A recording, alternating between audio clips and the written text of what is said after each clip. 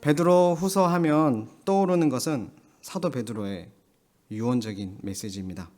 14절을 보면 그는 곧 자신이 죽을 것을 알고 있습니다. 만약 죽을 때를 베드로처럼 우리가 안다면, 하나님께서 알려주신다면 여러분은 주변 사랑하는 사람에게 어떤 말을 남기겠습니까? 베드로의 유언 메시지를 받는 그의 사랑하는 자들은 이 메시지를 받을 때 거짓 교사의 말에 동요하고 있었습니다. 거짓 교사들은 진리를 왜곡하고 예수님의 재림은 없으니 그들의 새로운 가르침을 따르라고 했습니다. 그래서 베드로는 12절로 오늘 본문 말씀을 시작합니다. 우리 같이 한번 다시 읽겠습니다. 그러므로 너희가 이것을 알고 이미 있는 진리에 서 있으나 내가 항상 너희에게 생각나게 하려 하노라. 아멘. 항상 생각나게 하려고 한다고 합니다. 수신자들이 사도적 가르침의 기반 위에 서 있다는 것을 인정하지만 잊지 말아야 할 것이 있다는 것, 항상 생각할 것이 있다고 얘기합니다. 그것은 하나님의 말씀, 성경입니다. 베드로는 이를 강조하기 위해서 먼저 자신이 본 변화산상 그 체험과 구약 예언을 전합니다. 16에서 19절 말씀이죠. 베드로 사도는 진리이신 예수님을 직접 보고 말씀이신 예수님의 육성을 직접 들었던 사람입니다. 그는 변화산에서 하나님의 영광, 예수님의 신성을 직접 눈으로 본 사람입니다. 그뿐입니까? 그는 실패했지만 또한 사랑받은 사람이기도 했죠.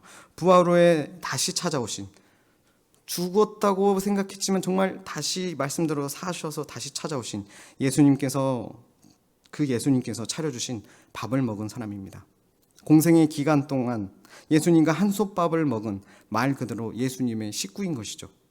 그럼에도 베드로는 그러지 못한 수신자들이 진리를 알고 있고 진리를 소유하고 있다고 인정합니다. 그런 그들에게 유언하는 것이죠.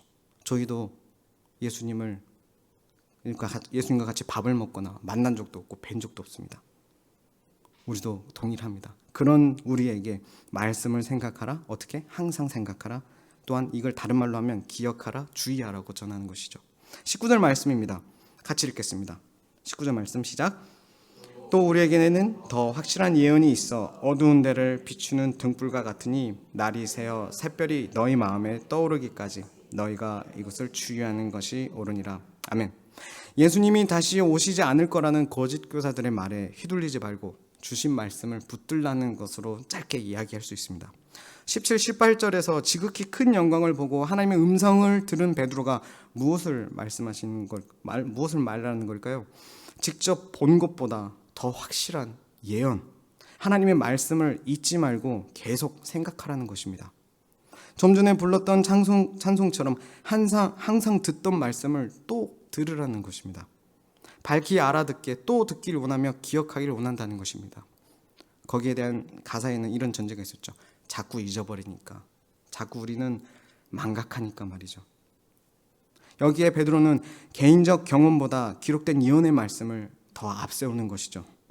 우리의 어떠함보다 기록된 예언의 말씀을 더 앞세우는 베드로 사도의 그 유언, 이 유언을 통해 하나님은 오늘 우리에게 이렇게 말씀하시는 것 같습니다. 너의 경험, 너의 신앙적 체험, 너가 세운 믿음이 아닌 내가 너희에게 쓴 말씀, 이 말씀을 읽고 듣는 것을 멈추지 말아라고 하시는 것입니다. 교회가 세상 살아가면서 경험한 것으로 생겨난 이 주관주의적 관점, 개인주의의 신앙 태도에서 벗어나라는 것으로 저는 이 말씀을 받았습니다. 이 유언을 사도 베드로는 바로 그가 사랑하는 교회 공동체에 남긴 것입니다. 하나님께서 그를 통해 남기신 예언, 즉 하나님의 말씀으로 오늘 우리에게 또 전달하시는 것이죠. 하나님은 우리에게 지금 내 옆에 앉은 지체들을 선물로 주셨습니다. 한 사람 한 사람을 교회로 불러 모으셨죠. 예수의 몸 공동체로 하나가 되게 하십니다. 우리는 예수님이 만드신 그리고 그 가족의 유익을 누리고 있습니다. 그리고 이 유익을 누리는 이 중심에는 복음이신 예수, 말씀이신 예수님이 계시고 우리는 예수님이 다시 오실 때까지 이 교회로 살아갈 것입니다. 그런데 이 가운데 19절에 이 어두운 데를 비추는 등불은 바로 이 교회 공동체, 우리에게 주시는 말씀입니다. 당시에 구약의 말씀인 주된 예언이었지만 이제는 오늘 우리가 사도 베드로를 통해 주신 말씀을 받아 누리는 것처럼 우리 교회에게 이 신약의 말씀까지 하나님의 이 계획된 구원의 계획이 완성됐고 그 완성된 이 말씀들이 우리에게 주어진 은혜가 있습니다. 내일 저녁부터 시작되는 사경회는 그런 자리입니다.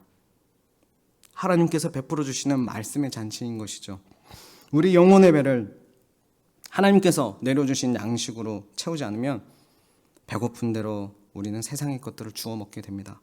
세상의 진리들은 당장은 입에도 달고 기분도 좋아지겠지만 건강을 해치게 됩니다. 베드로 사도는 이것의 심각성을 알았습니다.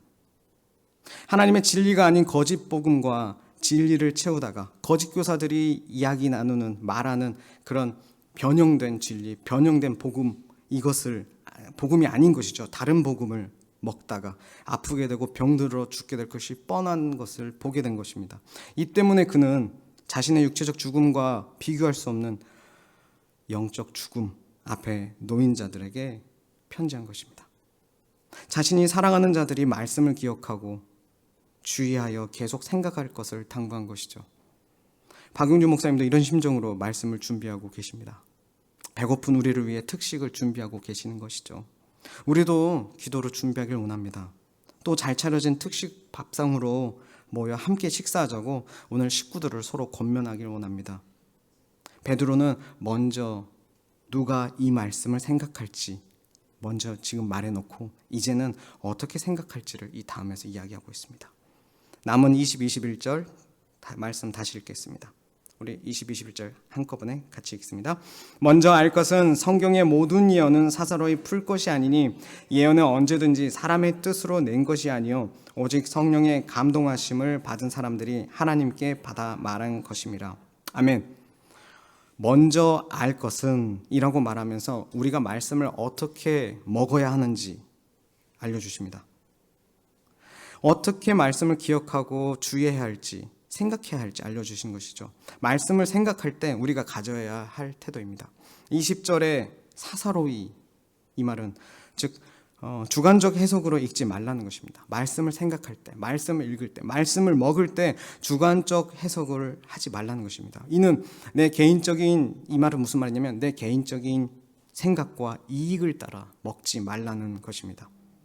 내 개인적인 생각과 이익을 따라 하나님의 말씀을 보지 말라는 것입니다. 읽지 말라는 것입니다. 그 이유는 21절에 써 있습니다. 바로 성령께서 기록하셨기 때문입니다. 성령께서 사람을 통해 기록하셨기 때문입니다. 따라서 읽는 사람도 사람의 뜻이 아닌 성령의 조명하심을 받아 읽어야 한다는 것이죠. 이것이 베드로가 진리에 서 있는 자들이 계속해서 항상 하나님의 말씀을 생각하는 방법으로 알려주는 것입니다. 말씀 맺으려 합니다. 진리이신 예수님에 대한 경험이 많은 베드로 사도는 자신의 본 것이 아닌 말씀을 항상 생각하라고 합니다. 자신의 인생 지혜, 경험이 아닌 하나님의 말씀을 따라 살 것을 말하고 있는 것입니다. 하나님의 말씀을 하나님 말씀 그대로 받기에 우리는 불량식품을 좋아하는 인생들입니다. 내 배고픈 대로, 내가 취하기 쉬운 대로, 내가 살고 싶은 그것들을 취해서 살아가는 인생들이죠. 그러나 성령님께서 내가 원하는 대로, 내가 먹고 싶은 대로 하는 것을 막으시고 하나님의 하늘 양식을 공급해 주십니다. 성령이 오신 이 시대를 사는 현대의 우리에게 성령님은 그때나 지금이나 말씀하고 계십니다. 우리의 어두운 곳을 비추는 등불, 말씀의 빛을 조명해 주시는 성령님이 우리에게 간절합니다. 매일매일, 순간순간 말이죠. 진리를 구하는 우리를 인도하시는 성령님이 계시기에 우리는 소망이 있는 것입니다. 말씀으로 오신 예수님이 내 안에 거하실 수 있으시거든요. 이 시간 우리 이렇게 말씀해 주시는 성령님, 우리에게 말씀을 조명해 주시고 우리를 하나님께로 더 인도해 주시는 우리 성령님을 붙들고 이 시간 기도로 나아가길 원합니다.